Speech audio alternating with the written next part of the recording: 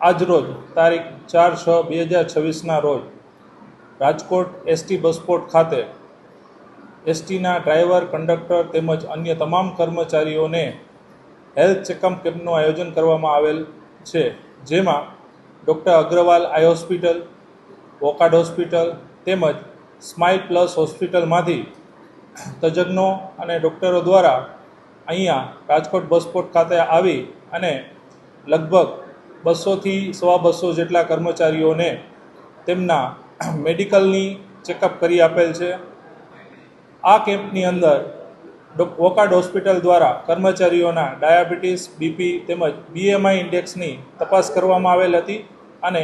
આઈ ચેકઅપની અંદર કર્મચારીઓ, ખાસ કરીને જે ડ્રાઈવર હોય છે તે મિત્રોને અમારે આંખ ચેકઅપનું કાર્યક્રમ આયોજન કરવામાં આવતું હોય છે। તેમાં ખાસ કરીને જે કર્મચારીઓને મોતિયો આવવાનો હોય કે ઝાંખપ દેખાતી હોય તેની સારવાર કરાવવા માટે યોગ્ય તપાસ કરવામાં આવેલ હતી અને જે કોઈ કર્મચારીઓને દાંત માટેની કોઈ તકલીફ હોય તો તેમને પણ